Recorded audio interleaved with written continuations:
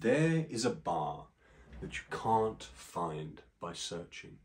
The only time you will find this bar is when late at night, a long time after you've heard this story and you've forgotten about it, you will be in a new city, an unfamiliar city. It will be late at night and a mist will roll in and you will find yourself isolated and be wanting for company. You will see the warm, inviting entrance and you will go inside, but you will be the only person there apart from the barman.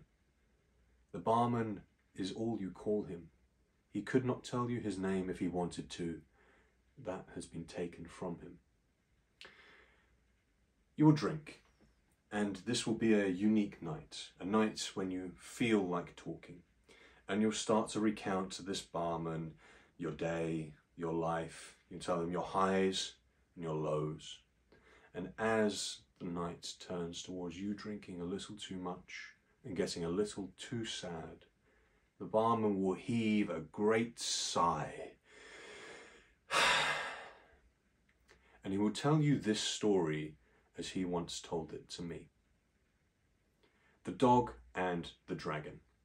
Now, once upon a time in a place that we've all forgotten, there was a group of dogs. They lived in the countryside where there were rolling hills and lovely fields to frolic and play in. One of these dogs, our champion, a small to medium-sized dog, black with white spots, although it's not very relevant.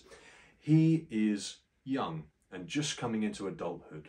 Because he's small, no one really relies on him, which to a normal dog, that would be great. He can laze around, he can play around, and no one really cares. But he wants more than that. He wants to be something great. One day he is going through the field, thinking his thoughts, and he sees above him a mighty dragon soar overhead, who bellows down to them. He goes, "Behold my majesty! Everybody look on me and praise me, for I am just fantastic!" And he lets out a big gout of fire and he flies away. And the dog is left staring up at him, utterly amazed. He has just seen greatness personified, captured inside this mighty dragon. So, the dog decides he will become a dragon, logically. Now, the dog is rather smart, so he breaks this down into 3 simple steps. He needs to get some scales, he needs to learn how to speak like a dragon, which happens to be the language of men, and he needs to learn how to fly. Now, he doesn't really know what to do about the first 2. In fact, he doesn't know what to do about the first 3, but he has an idea for getting some scales. Now, he can't go and grow scales, and he can't get himself any scales, but what he has seen is these multicoloured seeds. So he goes into town and he asks around, where can I find these seeds? The other dogs are a bit confused. Dogs have no use for seeds. They can't eat them. They can't use them to grow. But they do know that the humans can use these seeds to grow. As they say, why don't you go and check with the one family of humans who lives up on the hill? Now, these humans turn out to be farmers, and he goes and he observes them having these great sacks of multicoloured seeds that they go into the fields and they plant.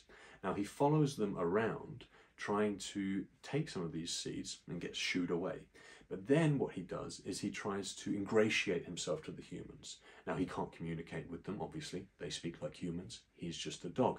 But what he does is he starts trying to carry the bags for them and haul them along the ground. They're a little bit bemused by this, but then when they see him digging a little furrow in the ground and trying to place these seeds inside, they're amused. They laugh. They're like, okay, fine. This dog is a bit of a strange dog, but we will allow him to do what he likes. So at first the dog is trying to put these seeds in the ground, but he bites a little bit too hard and he crushes the seeds and nothing really works. He just ends up spitting pulp into the ground. So over time he learns to be a little bit more delicate. And after a month he plants all of these seeds, and the following harvest they spring into big plants. And the farmers, because they're grateful, let him have a bag of the seeds. Now the dog doesn't know exactly what to do, so he goes down to the river and dunks himself in the water, and he comes back and he rolls in his big pile of seeds, and they all stick to his fur, and he runs excitedly into the town of dogs, and he says, everybody, everybody, gather round. And they all gather round him, and he says, look, I have scales, I am a dragon. And they look to each other, and then they laugh at him. They're like, those aren't scales, those are seeds. You're not a dragon, you're an idiot. And the dog gets laughed out of town and feels terribly bad for himself. In fact, he runs away to the farm because that's the only place that people have been nice to him recently. While there, he observes the youngest human in the family, one who's just learning to walk and just learning to talk. And he thinks to himself, the scales didn't work out so much. I mean, I think that they're good, but without knowing the language of humans, the language of men, obviously no one's going to think I'm a dragon. So he starts following around this young toddler, trying to learn how to speak. But he has large canine teeth and a big lolling tongue, and he can't get his mouth around the words.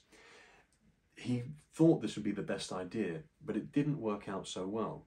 But he sees an older human, a female, and she is looking at these glyphs in a book. Now, in observing her and seeing as she reads to the young one, he starts to understand that these are human words, but written down and encapsulated in text. So he tries to practice these words instead. And in studying with her, as she shows the young one how to read and how to write, he starts to be able to scratch out letters in the ground. He says, this is amazing.